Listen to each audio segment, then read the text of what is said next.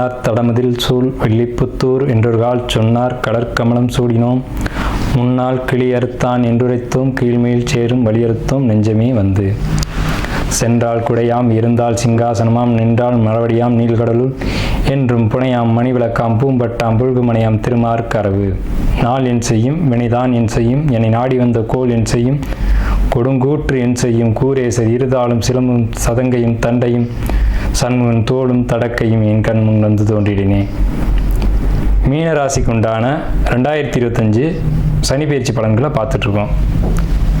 இந்த 2025 மார்ச் மாதம் 29ஆம் தேதி இரவு மணி 9:44 இந்த சனி பயிற்சியானது கும்பத்திலிருந்து மீனராசிக்கு பயிற்சி ஆகுது. அப்போ மீனராசிக்கு தான் நம்ம பலன் பார்க்குறோம். மீனராசிக்கு தான் சனி பகவான் பயிற்சியாகி வர்றாங்க. இதுக்கு சரியான தமிழ் தேதி அப்படிங்கிறது குரோதி வருஷம் பங்குனி மாதம் 15ஆம் தேதி இரவு 9:44 நடக்குது.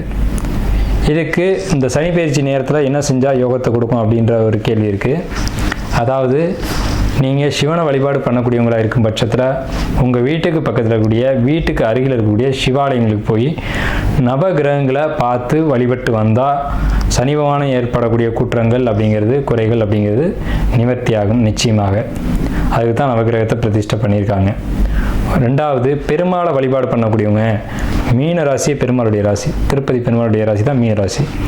ஏன்னா அங்கே தான் தன்னுடைய சொந்த நட்சத்திரம் உத்திரட்டாதி நட்சத்திரத்தை அவர் வச்சுருக்காரு. அங்கே இன்றைக்கி சனி வேறு வந்திருக்காரு. அவர் சனிக்கும் பெருமாளுக்கும் நெருங்கிய தொடர்பு இருக்குது.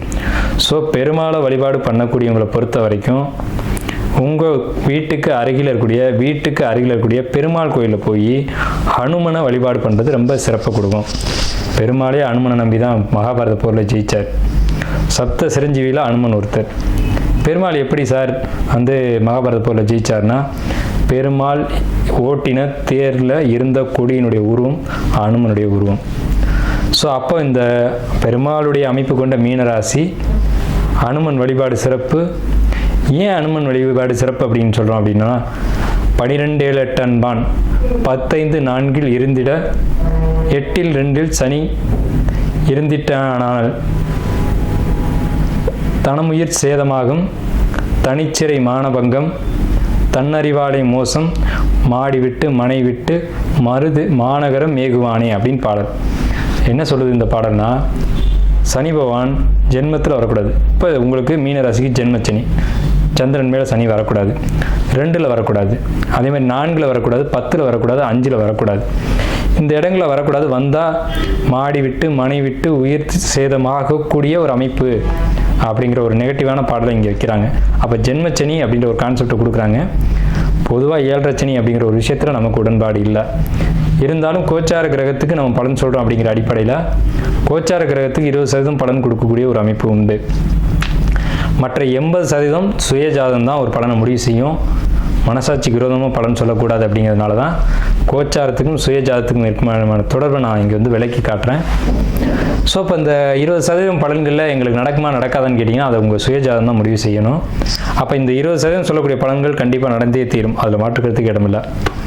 அப்போ இது எப்படி நடக்கும்? பெருசாக நடக்குமா சின்னதாக நடக்குமா அப்படின்னு கேட்டால், உங்கள் சுயஜாதகம் சப்போர்ட் பண்ணால் பெருசாக நடக்கும். உங்கள் சுயஜாதகம் இதுக்கு சப்போர்ட் பண்ணல, ஒரு நெகட்டிவான விஷயத்துக்கு சப்போர்ட் பண்ணல அப்படின்னா அது சுருக்கமாக குறைவான கெடு பலன்கள் கொடுத்துட்டு ஒதுங்கி போயிட்டே இருக்கும். இதுதான் ராசி பலன் இருக்கக்கூடிய உண்மை நிலை அப்படிங்கிறது. சரி, இப்போ மீன ராசிக்கு போவோம். மீன ராசியினுடைய குணாதிசயங்கள் என்ன, கிரக நிலைகள் என்ன, பலன்கள் என்ன அப்படியே வரிசையாக பார்த்துருவோம். மீன ராசியினுடைய குணம் அப்படிங்கிறது 2 மீன்கள் துள்ளி கொண்டிருக்கக்கூடிய ஒரு உருவமைப்பு தான் மீனராசி. மீன ராசியில் சுக்கிரன் உச்சம், புதன் நீச்சம் அப்படின்ற ஒரு கான்செப்ட் அங்கே இருக்குது. இதெல்லாம் வச்சு பார்க்கும்போது குருவினுடைய வீடு அப்படிங்கிறதுனால நல்ல குணங்கள் நல்ல எண்ணங்கள் அப்படிங்கிறது நிறைய இருக்கும். மீனராசிக்கு பொதுவான பலனில் ஒன்று இருக்குது, காதல் செட் ஆகாது. லவ் பண்ணால் ஃபெயிலியராக தான் ஆகும் மீனராசி மட்டும். லவ் மேரேஜ் நடக்காது மீனராசிக்கு. ஏன்னா அங்கே புதன் நீச்சம், சுக்கிரன் உச்சம். அதே நேரத்தில் மீனராசிக்கு பொதுவான கான்செப்ட் என்னன்னா, திருமண வாழ்க்கை ரொம்ப சிறப்பாக இருக்கும், உத்தமமாக இருக்கும் அப்படின்ற ஒரு கருத்தியல் இருக்குது. ஸோ இப்போ மீனராசிக்காரங்களுடைய குணம் அப்படிங்கிறது உயர்வான குணம், உயர்வான எண்ணம், பாரம்பரியத்தை மதிக்கணும், பாரம்பரியத்தை காப்பாற்றணும், பெரியவங்களை மதிக்கணும். அதாவது மீன்கள் எப்படி எல்லா நேரமும் தூய்மையாக இருக்குது, தூய்மையை விரும்புதோ, அது மாதிரி ஒரு அசுத்தமான விஷயங்களோட தூய்மைப்படுத்தி பார்ப்பாங்க. தங்கள் குடியிருக்கிற இடத்த ரொம்ப சுத்தபத்தமாக வச்சுக்குவாங்க அப்படிங்கிற ஒரு விஷயம்லாம் இருக்குது. நல்ல எண்ணங்கள் நல்ல குணங்கள் இதெல்லாம் நிறைய இருக்கும். கால் சம்மந்தப்பட்ட பாதம் சம்மந்தப்பட்ட பிரச்சனைகளை மீன ராசி சந்திக்கும் வாழ்க்கையில். மீனராசிக்காரனுடைய கேரக்டர் அப்படிங்கிறது நல்ல குணம், கணக்கு வழக்கில் ரொம்ப தெளிவாக இருப்பாங்க, யாருக்கு உதவணும் யாருக்கு உதவக்கூடாது அப்படிங்கிறது தெளிவாக தெரியும். அதே நேரத்தில் இந்த மீனராசிக்காரங்களால் எப்போதுமே இன்னொருத்தருடைய வாழ்க்கை பாதிச்சுக்கிட்டே இருக்கும். ஏதேனும் ஒரு வகையில் ஒன்று மீனராசிக்காரங்களுக்கு திருமணம் ஆகாமல் இருக்கலாம், அதனால் அவர் தம்பி திருமணம் பண்ணாமல் இருக்கலாம், இல்லை இவருக்கு குழந்தை இல்லாமல் இருக்கலாம், அதனால் அவரும் கல்யாணம் பண்ணாமல் இருக்கலாம். இப்படி ஏதேனும் ஒரு வகையில் இவருடைய மீனராசிக்காரனுடைய சகோதரத்திலேயோ குடும்பத்திலேயோ இவரை இட்டு அங்கே ஒரு தொந்தரவு சொல்லும். ஏன்னா மீன்கள் இரண்டும் ஒன்றை ஒன்று வாழை கவிக்கிட்டே தான் இருக்கும். அப்போ இன்னொரு மீனுடைய வளர்ச்சியை தடுக்கிறது தான் மீனராசியினுடைய உருவ சின்னத்தினுடைய அமைப்பு அப்படிங்கிறது. சரி, இப்போ கிரக நிலைக்குள்ளே போயிடலாம். ஜென்மத்தில் சனி, அதான் ஜென்மம் 12 7 8 10 4 2 ஏறிட்டான் சனியே 8 2 தனமும் உயிர் சேதமாகும் அப்படின்ற பாடல். அப்போ ஜென்ம சனி அப்படிங்கிற கான்செப்ட் வருது. ஜென்மத்தில் சனி அப்படின்னா சந்திரன் மேலே சனி அப்படின்னு அர்த்தம். சந்திரன் ஒளி கிரகம், சனி இருள் கிரகம். சந்திரன் ஒளி கிரகம், சனி இருள் கிரகம். அப்போ ஒளியின் மேலே ஒரு இருள் சூழ்ந்தாச்சு. அப்போ இப்போ மனக்குழப்பம், மன சஞ்சலம், மன போராட்டம், எதை எடுத்தாலும் தப்பாக செய்யக்கூடியது, தவறான ஆலோசனைகள், அதை கேட்க வேண்டியது, நல்ல ஐடியா கொடுக்கக்கூடிய நண்பர்களை விலக்கிட்டு ஒதுங்கிட்டு போக வேண்டியது, தப்பான ஐடியா கொடுக்கக்கூடிய நண்பர்கள் கூட சேர்ந்துக்கிட்டு சகவாசம் வச்சுக்கிட்டு அவங்க சொல்கிறத செய்ய வேண்டியது, அதனால் பாதிப்புகளை சந்திக்க வேண்டியது அப்படிங்கிற ஒரு அமைப்பு தான் சந்திரன் சனி சேர்க்கை சொல்லுது. சரிங்களா? இந்த சனி பயிற்சி நம்ம டேட்டு சொல்லிட்டோம். குரு பகவான் உங்களுக்கு 3ஆம் இடத்துலேருந்து 4ஆம் இடத்துக்கு பயிற்சி ஆகிறாங்க. எப்போ அப்படின்னு கேட்டிங்கன்னா மே 18ஆம் தேதி அன்றைக்கி பயிற்சி ஆகிறாங்க. ராகு கேதுக்கள் மே 14ஆம் தேதி அன்றைக்கி பயிற்சி ஆகிறாங்க. உங்கள் ராசிக்கு 6ஆம் இடத்தில் கேது, 12ஆம் இடத்தில் ராகு. இது பயிற்சி. உங்கள் ராசி மேலே தான் இப்போ ராகு இருக்காங்க. ராகு பேராசை போக கிரகம். அவர் தன் ராசியை விட்டு விலகி தன் 12ஆம் வீட்டுக்கு போகிறாரு, மறைவு ஸ்தானத்துக்கு போகிறாங்க. இதனால் என்ன அப்படின்னு கேட்டிங்கன்னா அந்த பாதிப்புகள் உண்டா அப்படின்னா ராகு 12ஆம் வீட்டுக்கு போனால் 12ஆம் வீட்டை தொந்தரவு செய்வார்ன்றதான் உண்மை. ஆனால் அங்கே குருவினுடைய ஒளி விழுகுது. குருவினுடைய 9ஆம் பார்வை உங்கள் ராசிக்கு 12ஆம் வீட்டை பார்க்குது. அதனால் எந்த ஒரு பாதிப்பும் இல்லை. உங்கள் ராசிக்கு 10ஆம் இடத்தை சனி பார்த்து 10ஆம் இடத்தை குரு பார்க்குது. அதனால் தொழில் முயற்சிகள் ஏதேனும் நீங்கள் முயற்சி பண்ணிக்கிட்டு இருக்கீங்க, பண்ணினால் சிறப்பாக இருக்காது. முயற்சிகள் இப்போது உங்கள் சுயஜாதம் ஒரு வேளை சப்போர்ட் பண்ணால் மட்டும் அதை செய்யுங்க. வெளிநாடு போகக்கூடிய வெளிநாட்டு பயணத்துக்கு முயற்சி செய்வீங்க, அது உங்கள் ஜாதகம் சப்போர்ட் பண்ணால் மட்டும் செய்யுங்க. ஏன்னா வெளிநாடு போய் வம்பு வழக்கில் சிக்கணும், தொழில் பண்ணி வம்பு வழக்கில் சிக்கணுன்ற நேரமும் உங்களுக்கு கூட உண்டு. 12ஆம் இடம் சிறைவாசம், 12ஆம் இடம் தொழில் நஷ்டம். இந்த 2 கான்செப்டும் உள்ள இருக்குது. 12ஆம் வீட்டு ராகு அது செய்யும். ஆனால் குரு பார்க்குறதுனால அது தடுக்கிறதுக்கான ஒரு வாய்ப்பு உண்டு. அது ஜோதிடர் கையில் இருக்குது. உங்கள் ஜாதகத்தை ஜோதிடத்தை கொடுத்து கேட்டு அதுக்கான வழிமுறைகளை பின்பற்றி நீங்கள் அதை செய்யலாம், தவறில்லை. அதே நேரத்தில் உங்கள் ராசிநாதன் எங்கே இருக்கார்? மே 14ஆம் தேதிக்கு மேலே உங்கள் ராசிக்கு கேந்திரம் ஏறார். மிக மிக மிகப்பெரிய விசேஷம். உங்கள் ராசிக்கு 8ஆம் இடத்தை குரு பகவான் பார்க்குறாரு, உங்கள் ராசிக்கு 10ஆம் இடத்தை பார்க்குறாரு, உங்கள் ராசிக்கு 12ஆம் இடத்தை பார்க்குறாரு. 8, 10, 12 இடங்களை குரு பகவான் பார்ப்பது அப்படிங்கிறது மிகப்பெரிய உத்தமமான விஷயம். என்னன்னு கேட்டிங்கன்னா திடீர் தனவரவு, உயில் சொத்து, டாக்குமெண்ட்டு, தான செட்டில்மெண்ட்டு, எதிர்பாராத தனவரவுகள் வருவதற்கான காலகட்டம் எதுன்னு கேட்டிங்கன்னா இந்த காலகட்டம் தான். அதே மாதிரி 10ஆம் இடத்தை குரு பார்த்தா தொழில் முயற்சியை தூண்டி விடுவார். 10 சனி பார்த்தா இழுக்க இடத்தை விட்டு மாற்றுவார். அப்போ வீடா, இடமாற்றமா, தொழிலா அப்படிங்கிறத நீங்கள் முடிவு பண்ணிக்கோங்க. ஏதேனும் சுப விரய செலவுகளை செய்யணும். ஆனால் வெளிநாடு போகிறதோ தொழில் தொடங்குறதோ சுப விரயமாக இருந்தாலும் உங்கள் ஜாதகம் சப்போர்ட் பண்ணால் மட்டும் அதை செய்யுங்க அப்படிங்கிறதான் அடியனுடைய கருத்து. அடுத்து பார்த்திங்கன்னா படிப்பை பொறுத்த வரைக்கும் படிப்பு அவ்வளோ சிறப்பாக மீனராசிக்கல. படிப்பில் தடை ஏற்படுத்தும். நீங்கள் படிக்கிற இடத்துலேருந்து இடத்த மாற்றும், வேறு இடத்துல போய் படிப்பீங்க அப்படின்ற ஒரு கணக்கு இருக்குது. அதாவது ஏதேனும் ஒரு வகையில் இடர்பாடுகள் ஏற்பட்டு உங்களாலேயோ அல்லது மற்றவங்களாலேயோ ஒரு சின்ன இடர்பாடுகள் படிக்கும் இடத்துல ஏற்பட்டு மீனராசிக்காரங்க படிப்புக்காகவோ அல்ல படிப்பில் ஏதோ ஒரு விதத்தில் தடையை சந்திக்கணும் அப்படிங்கிற அமைப்பு இருக்குது. இது சுயஜாதகம் தான் முடிவு பண்ணணும். ஆனால் படிப்பில் தடை ஏற்படும், இடமாற்றம் ஏற்படும், படிப்பில் இடமாற்றம் ஏற்படும். வெளிநாடு போய் படிக்கலாம் அப்படின்னு நினைக்கக்கூடியவங்களுக்கு சிறப்பான காலகட்டம் இல்லை. அதை ஒரு 2 வருஷம் தள்ளி வச்சுக்கலாம். சரிங்களா?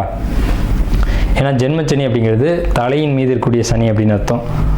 ஸோ இது சிறைப்படுதல் அப்படின்ற கான்செப்டில் வருது. வெளிநாடு போனால் அங்கே ஏதேனும் பாஸ்போர்ட்டில் சிக்கல், விசாவில் சிக்கல் அப்படின்னு ஒரு பிரச்சனைகள் மாட்டக்கூடிய வாய்ப்புகள் உண்டு. ஆகையினால் இதை ஜோதிடர் கையில் கொடுத்து முடிவு செய்யுங்க. தசா புத்தி அந்தரம் என்ன சொல்லுதுன்றதை பார்த்துக்கோங்க. படிப்பை பொறுத்த வரைக்கும் 4ஆம் இடத்து குரு 8ஆம் இடத்தை பார்க்குறாரு. உங்களுடைய 8ஆம் இடத்தை பார்க்கறதுனால ஆராய்ச்சி கல்வி படிக்கக்கூடிய மாணவர்களுக்கு ரொம்ப சிறப்பான காலகட்டம். ஆராய்ச்சி படிப்புகளுக்கு சப்போர்ட் பண்ணும். உங்களுக்கு 12ஆம் இடத்திற்காக ஆராய்ச்சி படிப்புகளுக்கு சப்போர்ட் பண்ணும். மருத்துவ படிப்புகளுக்கு மிக மிக மிக உத்தமமான காலகட்டம். இப்போ 12th முடிச்சுட்டு நீட் எக்ஸாம் எழுதுகிறவங்களுக்கு உடனடியாக பாஸ் பண்ணக்கூடிய அமைப்புகள்லாம் இருக்குது. கலைத்துறையை பொறுத்த வரைக்கும் வாய்ப்புகள் குறைவான ஒரு அமைப்பில் தான் கிடைக்கும். டக்குன்னு கிடைச்சது போனேன் பண்ணேன் ஜெயித்தேன் அப்படிங்கிறது இல்லை. கலைத்துறையில் புதுசாக முயற்சி பண்ணக்கூடியவங்க இறங்க வேண்டாம். பெண்கள் கண்டிப்பாக அந்த முயற்சிகள் இறங்க வேணாம். தேவையற்ற அசிங்கம் அவமானத்தை சந்திக்கக்கூடிய காலகட்டம். பாரப்பா 12 ஜென்மம் 2 பாங்கான முடவன் சஞ்சார நாளில் சீரப்பா சிறநோயும் அம்மை பேதி சிவசிவா ஜலபயமும் கிட்டும் பாரு அப்படின்னு சொல்லியிருக்காங்க. அதாவது தேவையில்லாத வம்பு வழக்கு, அதே மாதிரி நோய் கண்டம், அந்த மாதிரியான ஒரு அமைப்புகள், கண்டத்தில் போய் மாட்டிக்கிறது, இப்படி தான் பாடல் சொல்லியிருக்கு. ஸோ அதனால் நீங்கள் வந்து இந்த காலகட்டத்தில் வெளிநாடு போகிற முயற்சிகளும் தொழிலையும் நிறுத்தி வைங்க. ஆராய்ச்சி படிப்பு படிக்கிறவங்க, டாக்டர் படிக்கிறவங்களுக்கு நல்லாயிருக்கும். ஷேர் மார்க்கெட் நல்லபடியாக இருக்கும். இருந்தாலும் ஷேர் மார்க்கெட்டில் ஷேரை வாங்குறதுக்கு முன்னாடி ஒன்றுக்கு பல முறை யோசித்து தான் வாங்கணும். கலைத்துறையில் இருக்கவங்களுக்கு எச்சரிக்கை கொடுத்துருக்கோம். படிப்பு நம்ம சொல்லியாச்சு. படிப்பை பொறுத்த வரைக்கும் ப்ராப்ளம் இல்லை. 10th 12th படிப்பு மார்க்கு குறையும். குடும்பத்தை பொறுத்த வரைக்கும் தகப்பன் மகன் உறவு சிக்கல்களை ஏற்படுத்தலாம். தாய் மகன் உறவு சிக்கல்களை ஏற்படுத்தும். கணவன் மனைவி உறவு சிக்கல் ஏற்படுத்தும். இதை பொறுத்த வரைக்கும் என்னதான் தீர்வு, என்ன பரிகாரம் அப்படின்னு கேட்டிங்கன்னா, ஒருத்தர் மற்றொருத்தர்கிட்ட விட்டு கொடுத்து போகணும். அதாவது மீனராசிக்காரங்க வாழ்க்கை துணையிட்டையும் குடும்பத்திட்டையும் விட்டு கொடுத்து போகிறது தான் தீர்வு. சரிங்களா? அது மிகப்பெரிய ஒரு தீர்வு. அதே மாதிரி அனுமன் வழிபாடு இந்த காலகட்டத்தில் மீனராசிக்கு மிகப்பெரிய உத்தமமான ஒரு அமைப்பு. முடிந்த வரைக்கும் அதை செய்யுங்க. ஏன்னா மீன ராசி அப்படிங்கிறது சனி நிற்கிறார். சனி தான் அனுமன். சனி வந்து கூரை இல்லாத தெய்வங்கள் பேர். அனுமன் எங்கேயுமே பாருங்கள், சனி மேற்குக்கான கிரகம். பெருமாள் கிழக்கு திரும்பி இருப்பார். பெருமாளை பார்த்தபடியே வெளியே திருப்பாமல் இருப்பார் ஆஞ்சநேயர் மேற்கு பார்த்து. எங்கெல்லாம் அனுமன் வந்து பெருமாளோடு இருக்கார், பெருமாள் கோயிலில் இருந்தார் அப்படின்னா கிழக்கு திரும்பி இருக்க மாட்டார், மேற்கு திரும்பி தான் இருப்பார். அதுவும் அவர் பார்த்த மேனிக்கே இருப்பார், கண்ணு கூட திரும்பாது. ஸோ அந்த மேற்கு அப்படிங்கிற திசைக்கு அதிபதியான சனி பகவான் மீன ராசியில் இருக்கார். அப்படிங்கிறனால அனுமன் வழிபாடு உங்களுக்கு ஏற்பட வேண்டிய பிரச்சனைகள்லாம் ஒதுக்கி கொடுக்கும். அசாத்திய சாதகா சுவாமின் அப்படின்னு அவருக்கு பேர். எது நடக்காதுன்னு முடிவாயிடுச்சோ அதை நடத்துறது தான் அவர் வேலை. நடக்கும்ன்ற விஷயத்துக்கு அவர் வேலையை வரையவே மாட்டார். எது நடக்காதோ அதை நடத்தி வைக்கிறது தான் அனுமனுடைய வேலை. அதாவது ஒரு முறை ஜம்ப் பண்ணதில் வந்து இலங்கையை தாண்டிட்டார் அப்படின்னு சொல்லுவாங்க. அதான் நடைமுறையில் சாத்தியமே இல்லாத விஷயம், ஆனால் அவர் செஞ்சார். ஸோ அப்படிப்பட்ட அனுமன் வழிபாடு உங்களுக்கு மிகப்பெரிய விசேஷத்தை ஏற்படுத்தி கொடுக்கும். கணவன் மனைவி உறவு பொறுத்த வரைக்கும் விட்டு கொடுத்து போகணும். எல்லா இடத்துலையும் பொறுமையை கடைபிடிக்கணும். ஏன்னா பொறுமைக்கான கிரகம் சனி உங்கள் சந்திரன் மேலே இருக்காங்க. பொதுவாகவே மீனராசிக்காரங்க வேகமும் பொறுமையும் இந்த அமைப்பு இருக்கும். இறை வழிபாடு, ஆன்மீக வழிபாடுகள் ரொம்ப முக்கியம். ஏன்னா குருவோட வீடு உங்கள் ராசி. அப்போ ஆன்மீகத்தில் இருந்தீங்க அப்படின்னா உங்களுக்கு இந்த சனி பகவானுடைய தாக்குதல் அப்படிங்கிறது பெரிய அளவில் இருக்காது அப்படிங்கிற ஒரு உண்மை இருக்குது. புதிய தொழில்கள் தொடங்க வேண்டாம், அதற்கும் நிறுத்திக்கலாம்னு சொல்லிட்டேன். அதேமாதிரி வெளிநாடு முயற்சிகள் குறைச்சிக்கலாம். ஜோசியத்தை கேட்டு முடிவு பண்ணுங்கன்னு சொல்லியாச்சு. கலைத்துறை, அரசியலில் இருக்கவங்களுக்கு பாதிப்பு கொடுக்கக்கூடிய காலகட்டம். இப்போ மீனராசிக்காரங்க அரசியலில் இருக்கவங்களுக்கு இப்போல்லாம் தொந்தரவு ஏற்பட்டுக்கிட்டு இருக்கு, இனியும் ஏற்படும். அவங்களாம் ஜோசியரை அணுகி கேட்டுக்கிறது உத்தமமான விஷயம். மீனராசிக்கு அரசியலில் சிக்கல் உண்டு. ஏன்னா அரசியலுக்கான கிரகம் சனி, அவர் வந்து உங்கள் ராசி மேலே இருக்கார். அவர் இருக்கிற பொசிஷன் சரியில்லை. ஏன்னா சனிக்கு 12ல் ராகு. இந்த அமைப்பு வந்து அரசியல்வாதிகளுக்கு சிறப்பான அமைப்பு இல்லை. கலைத்துறையில் இருக்கிறவங்களுக்கு சிறப்பான அமைப்பு இல்லை. போட்டித் தேர்வுகளை பொறுத்த வரைக்கும் ஜெயிக்கலாம், அது உறுதி. டாக்டருக்கு படிக்கக்கூடியவங்களுக்கு நல்லாயிருக்கும். ஆராய்ச்சி படிப்பு படிக்கக்கூடியவங்களுக்கு நல்லாயிருக்கும். ஏற்கனவே தொழில் பண்ணியிருக்கேன் சார், அதை கண்டினியூ பண்ணோம்னா கண்டிப்பாக நல்லாயிருக்கும். கடுமையாக உழைக்கக்கூடியவங்களுக்கு இது பொற்காலம். கடின உழைப்பாளிகள், இரவு உழைப்பு செய்யக்கூடியவங்க, நைட்டு வாட்ச்மேனாக இருக்கக்கூடியவங்க, இல்லை இரவில் தான் நான் ஐடி ஃபீல்டில் இருக்கேன் சார், நைட்டில் தான் எனக்கு ஒர்க் அப்படின்னு சொல்லக்கூடியவங்களுக்கு நல்லாயிருக்கும். அதே நேரத்தில் ஐடி ஃபீல்டில் இருக்கவங்க ஒரு கம்பெனி விட்டு இன்னொரு கம்பெனிக்கு ஜம்ப் பண்ண வேண்டாம். ஜாப்பில் எந்த இடையூறும் இல்லை. அதே நேரத்தில் ஜம்ப் பண்ணலாம்னு தோண வைக்கும். ஜம்ப் பண்ணிங்கன்னா ப்ராப்ளம் கொடுக்கும். வேறு கம்பெனிக்கு போனீங்கன்னா அங்கே ஏதாவது ப்ராப்ளத்தை கொடுத்துரும் ஐடி ஃபீல்டை பொறுத்த வரைக்கும். அதே மாதிரி படிப்பு, பொருளாதாரம் இதெல்லாம் ஓரளவுக்கு சீராக தான் இருக்குது. மீனராசிக்கு பெரிய கடுப்படன்கள் எதுவும் இல்லை. மீனராசிக்கு நன்றியும் வாழ்த்துக்களும்.